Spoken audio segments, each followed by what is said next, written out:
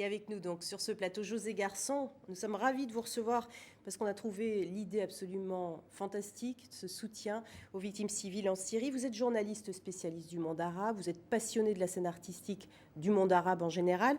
On rappelle simplement que ce conflit en Syrie dure maintenant depuis quasiment 2 ans, que l'ONU a comptabilisé un chiffre absolument dramatique, 60 000 morts depuis le début du conflit. C'est donc pour récolter des fonds pour les victimes civiles de ce conflit syrien que vous avez eu cette initiative. Combien de temps cette idée a-t-elle mûri dans votre esprit pour arriver à ce résultat aujourd'hui? Parce qu'on imagine que c'est un travail très lourd. Dès le début, vous avez été sensible à cette cause? Oui, bon, moi, vous l'avez dit, je connais bien le monde arabe et dès qu'il est apparu que la guerre en Syrie allait devenir un conflit de longue haleine, dès qu'il est apparu que Bachar el-Assad menait une guerre contre son peuple, en réalité, comme le montre le nombre des victimes, j'ai pensé que c'était impossible de rester les bras croisés. Et donc, j'ai eu cette idée et on l'a mis, si j'ose dire, en musique avec deux amis, Agnès Levallois, Nathalie Duhamel.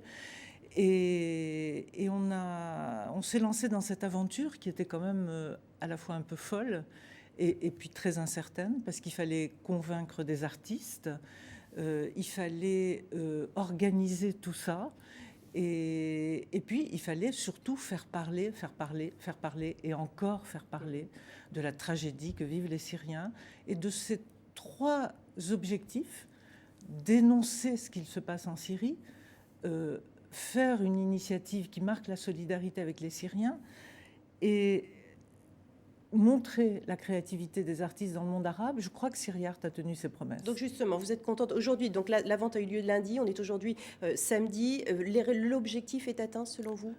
Écoutez, je crois que par rapport aux trois objectifs dont je vous parlais, on a vraiment tenu nos promesses, peut-être même au-delà, puisque... Pardon. Non, 100 000 euros, c'est ce que vous espériez, ce que vous attendiez? À vrai dire, on n'a absolument pas fait de compte En au amont. préalable. Notre angoisse à la veille de la vente aux enchères, c'était que les collectionneurs soient là, parce que nous avons eu une presse considérable, nous avons eu un enthousiasme un peu partout quand on parlait de cette initiative. Plusieurs partenaires nous ont beaucoup aidés, mais la vente aux enchères elle-même restait un mystère. Donc, en réalité, le produit de cette vente, un peu plus de 100 000 euros... Donc il va aller à la FIDH et également à 3 associations syriennes médicales essentiellement? Essentiellement secours médicaux, exactement. Le produit de cette vente, pour nous, est formidable. Et pour nous, ça veut dire pour les Syriens, puisque tout ira intégralement aux Syriens. Les artistes sont, je crois, vraiment heureux et vraiment contents. J'ai reçu des mails vraiment touchants. Ça n'a pas été difficile de les convaincre de participer? Vous avez eu des refus, pour aller plus clairement? Quelques-uns n'ont pas répondu. Donc on peut considérer que ce sont des refus. Certains d'entre eux peut-être ne croyaient pas beaucoup à l'initiative, puisque j'ai reçu des petits mails en disant « mais vous auriez dû nous expliquer mieux, on aurait voulu participer ». Mais ceux qui ont participé l'ont fait avec une générosité. Et ce n'était pas pour autant des artistes qui avaient été au préalable engagés sur Pas des... du tout, pas du tout. Il y a des artistes engagés, bien sûr, et il y a des artistes pas du tout politiques, entre guillemets. Mais ce qui m'a beaucoup frappé, c'est à quel point la Syrie bouleversait les gens.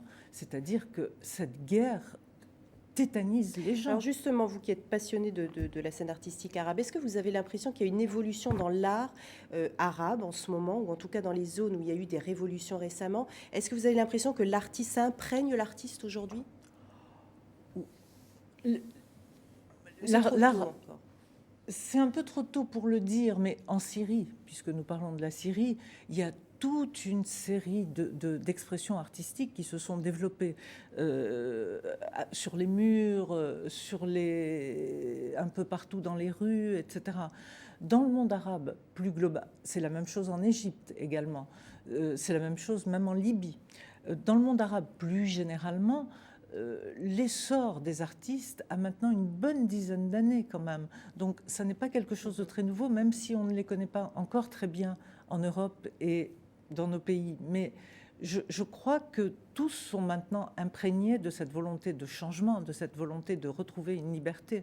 Et c'est peut-être aussi à cause de ça qu'ils ont adhéré très vite à notre projet, peut-être. Merci beaucoup, José Garçon, d'avoir été notre invité. Bravo encore pour cette formidable initiative pour le peuple syrien.